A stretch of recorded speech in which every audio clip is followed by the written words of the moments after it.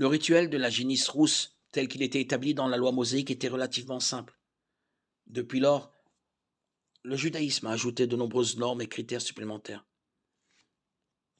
La tradition talmudique parle du type de corde avec laquelle la génisse rousse devait être attachée, de la direction vers laquelle elle devait être tournée au moment de l'abattage, des paroles prononcées par le prêtre, du port de sandales pendant le rituel.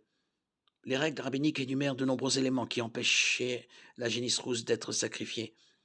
Si elle a été montée ou si on s'est appuyé sur elle, si un vêtement a été placé sur elle, si un oiseau s'est posé sur elle, et si elle a deux poils noirs ou blancs, parmi beaucoup d'autres conditions qui ne se trouvent pas dans le texte biblique. Selon la chronologie eschatologique, il y aura effectivement un troisième temple à Jérusalem.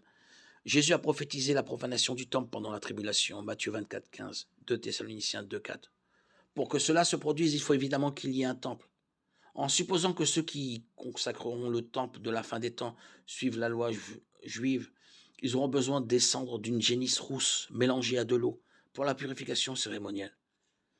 Si une génisse rousse sans défaut a vraiment été trouvée et qu'elle se trouve en Israël, cela pourrait être une pièce supplémentaire qui se mettrait en place pour l'accomplissement de la prophétie biblique.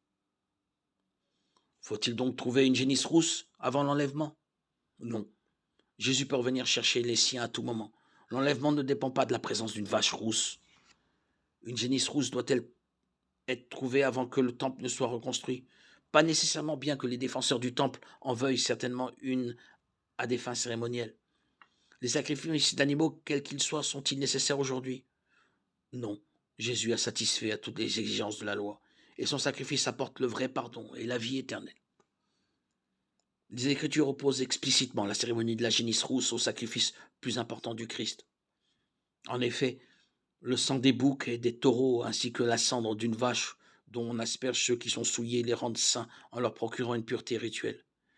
Si tel est le cas, le sang de Christ, qui s'est offert lui-même à Dieu par l'Esprit éternel, comme une victime sans défaut, purifiera d'autant plus votre conscience des œuvres mortes, afin que vous serviez le Dieu vivant.